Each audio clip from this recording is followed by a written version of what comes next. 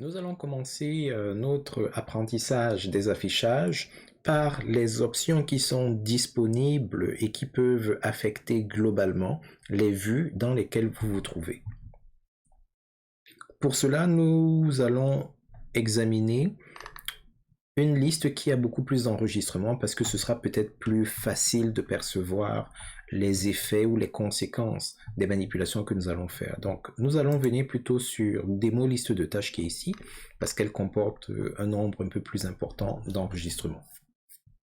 Donc, dans la zone des affichages ici, on va venir au niveau du filtre. C'est l'icône symbolisée par un entonnoir.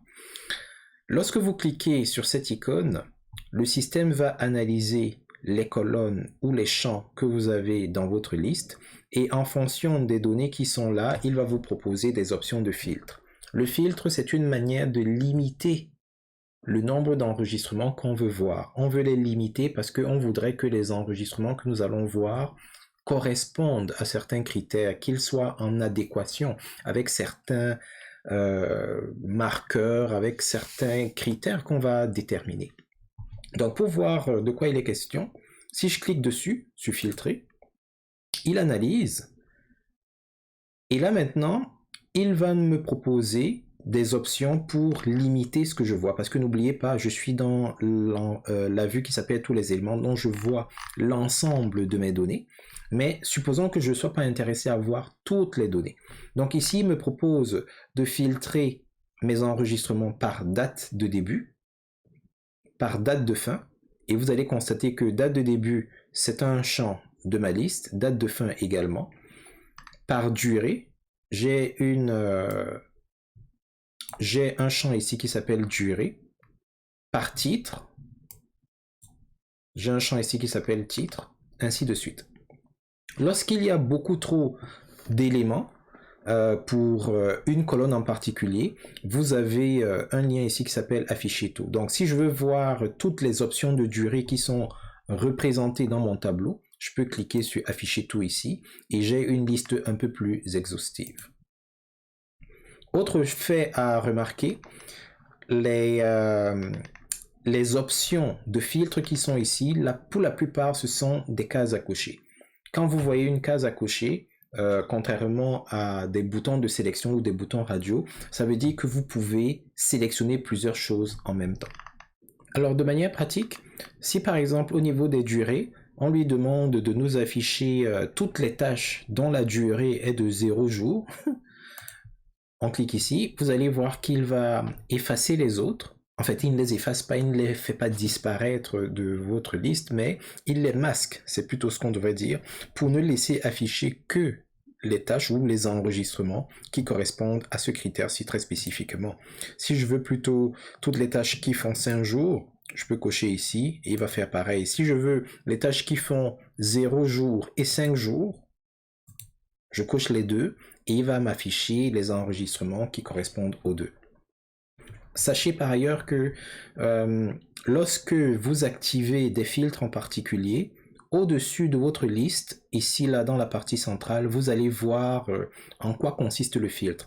Donc ce que vous voyez ici, c'est une façon de dire que affiche les enregistrements pour lesquels la colonne durée a la valeur 0 ou à la valeur 5.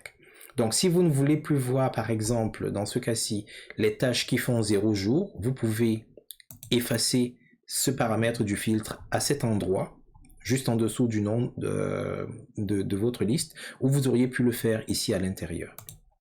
Autre particularité de ce filtre-là, c'est que quand on est dans un cas comme celui-ci où presque tous les champs peuvent être sujets à des filtres, il se peut que vous en ayez beaucoup et certains qui ne soient même pas pertinents. Donc supposons par exemple que je veux y faire des filtres, mais filtrer par durée, ça ne m'intéresse pas, ce n'est peut-être pas pertinent pour mes besoins. Je peux venir ici là en regard de durée, il y a 3 points de suspension, je clique dessus et je peux supprimer cette option de filtre là. Donc il va la supprimer et si jamais il y en avait d'autres, l'espace libéré va permettre à d'autres de venir. Par exemple, description n'était pas là tout à l'heure. Donc là maintenant, il peut me permettre de filtrer par description. Alors si c'est beau le concept de filtre dans l'absolu, de filtrer par description, dans la pratique, c'est pas vraiment pertinent de filtrer par description. Sauf si peut-être il y a des descriptions qui peuvent se ressembler, mais bon, c'est pas vraiment l'objet d'une description. Ce qu'il faut savoir avec l'option de filtre, c'est que c'est vraiment puissant lorsqu'il y a de l'information qui peut se répéter potentiellement. Ou alors, c'est intéressant si vous cherchez une information vraiment très spécifique. Alors, la description, je ne suis pas intéressé à filtrer par la description. Donc, elle également, je vais la supprimer. Et là, il fait par exemple venir la priorité. Ça, c'est très intéressant. J'aurais été également intéressé à filtrer par statut. Donc, je vais par exemple enlever le titre, parce que filtrer par titre, si j'avais des projets, j'aurais pu filtrer par projet, mais filtrer par type de tâche, en tout cas, en ce moment, ça ne m'intéresse pas nécessairement. Donc, je vais supprimer ceci. Alors, ça libère la place, et finalement, j'ai donc les statuts et les priorités qui apparaissent.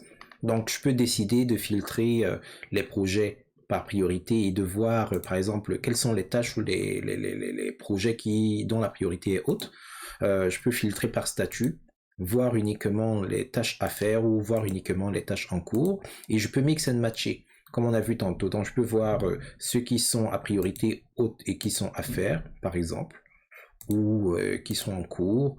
Et je peux également jouer avec les dates, etc. Donc, je pense que vous comprenez le principe. Donc, une fois que votre filtre est réalisé, si vous cliquez, si vous fermez la section du filtre, ce que vous avez appliqué comme filtre va rester actif. Pour effacer toutes les options de filtre que vous avez activées, vous pouvez cliquer tout simplement sur celui-ci, effacer les filtres. Sachez également que cet affichage-ci, comme plusieurs de ceux dont on va discuter tantôt, ce sont des affichages temporaires. En d'autres termes, je suis dans démo liste de tâches. Si je vais par exemple dans statut et que je reviens ici dans tous les éléments, tous les filtres que j'avais tantôt ont disparu. J'aurais obtenu la même réinitialisation si j'avais actualisé ma page ici là. Alors, ces options que vous allez manipuler en filtre, regroupement et même tri, on va les voir dans quelques secondes. Ce sont des options que vous utilisez si de manière ad hoc, vous cherchez une information en particulier. C'est pas nécessairement quelque chose que vous allez refaire plusieurs fois. Donc, l'état de filtre dans lequel se trouvera la liste et la vue est tout à fait temporaire. Aussitôt que vous sortez de votre session, aussitôt que vous rafraîchissez la page, ça va complètement disparaître. Donc, en plus du filtre global, vous avez également la possibilité d'effectuer des regroupements. Les regroupements, ça va permettre au système de prendre plusieurs enregistrements et de les rassembler ensemble derrière une bannière, derrière un chevalier, derrière une cause, etc. C'est donc à vous de déterminer qu'est-ce qui va constituer le critère de regroupement. Ici, en gestion de projet, les regroupements, c'est très fréquent. Donc, par exemple, ici, on peut décider de regrouper les tâches par priorité ou par statut. Alors, de quoi est-ce que ça a l'air? On clique ici sur l'icône regrouper par, et là, vous avez les champs par lesquels le regroupement peut intervenir. Dans notre cas d'espèce, regrouper par titre, c'est pas vraiment pertinent parce que quand vous voulez regrouper, ça suppose que l'information par laquelle vous regroupez se répète. Alors, préparer le rapport, il n'y a pas plusieurs tâches qui s'appellent comme ça, donc ce ne serait pas pertinent. Par contre, les priorités, on peut les regrouper parce qu'il y a plusieurs priorités qui sont hautes, plusieurs priorités sont moyennes, plusieurs priorités sont basses, etc. Donc, si on clique ici, regrouper par, et on choisit par exemple les priorités, il va réorganiser les enregistrements de votre liste et vous allez voir qu'un chevron va apparaître avec un en-tête ici. Donc ici, vous avez les projets ou les tâches priorité basse, ceux priorité haute et ceux priorité moyenne. Donc, le premier terme que vous voyez, c'est le critère de regroupement ou alors le champ par lequel on a effectué le regroupement, en l'occurrence priorité. Et le deuxième élément que vous voyez ici, là, c'est la valeur de ce critère-là. Donc, lorsque le champ priorité a la valeur basse, voici les tâches ou les enregistrements qui lui sont associés. Lorsque le champ priorité a la valeur haute, voici les enregistrements associés, ainsi de suite. Et ce que vous avez entre parenthèses, le nombre qui est là, ça correspond au nombre d'enregistrements qui satisfont cette condition. Lorsque vous effectuez certaines manipulations temporaires ou volatiles comme cela, vous allez voir apparaître une icône, ou plutôt un voyant, je ne sais pas comment je peux l'appeler, coloré. Bon, chez moi, c'est violet. On peut parfois manipuler un peu ces couleurs. Donc, ça veut tout simplement dire qu'il y a un regroupement qui est en cours sur la liste. Alors, si vous ne voyez pas nécessairement toutes les informations, ou alors si elles n'apparaissent pas comme vous pensez qu'elles devraient apparaître, ça se peut que ce soit à cause des regroupements qui ont été activés. Donc, ce sera à garder à l'esprit. Et comme pour les filtres dont nous avons parlé tout à l'heure, cette modification, cette apparence-ci, elle est temporaire. Aussitôt que je vais ailleurs et que je reviens, ça a complètement disparu. Le dernier élément que nous allons examiner et qui est similaire, c'est celui du tri. Le tri, c'est tout simplement les options qui vont vous permettre de classer les enregistrements. Alors si on revient ici, j'ai préparé le rapport annuel, j'ai réunion de planification. Si on n'a touché absolument à rien, l'ordre dans lequel vous voyez ces enregistrements, c'est l'ordre dans lequel ils ont été saisis dans votre système. Donc lorsqu'on le voit comme ceci, on peut comprendre que lorsque cette liste a été créée, la première ligne qui a été rentrée, c'était préparer le rapport annuel, la deuxième ligne, c'était ceci, etc. Il y a des fois où c'est parfait comme ça d'avoir cet ordre, mais il y aura d'autres fois où on aura besoin d'un ordre différent. On aura peut-être envie de voir les enregistrements classés par ordre alphabétique des titres ou par, comment dire ça, par chronologie de la date de début la plus petite à la date de début la plus grande ou inversement, etc. Donc, c'est le bouton trier qui va vous permettre de le faire. Ce bouton trier-ci, il est global. Et je vais vous expliquer pourquoi est-ce qu'on parle de global ici. Alors, lorsqu'on clique là, comme tout à l'heure, il va vous présenter les différents champs qui sont disponibles et sur lesquels il peut intervenir. Donc, c'est à vous de déterminer maintenant par rapport à quel champ vous voulez effectuer le tri. Donc, si vous voulez, par exemple, classer les enregistrements, dans notre cas, ce sont les tâches par ordre chronologique. Donc, on va par exemple prendre date de début.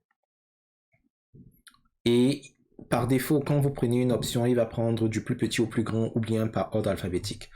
Donc là, vous pouvez voir que ça commence le 13 janvier 1900 et ça évolue lentement jusqu'en 2024, par exemple. Et comme tout à l'heure, lorsqu'il y a une manipulation qui a été, ou plutôt un critère qui a été activé, il y a un voyant violet qui apparaît et qui symbolise le fait que ce que vous voyez à l'instant, c'est une vue légèrement modifiée à cause des options activées. Cet affichage est également temporaire.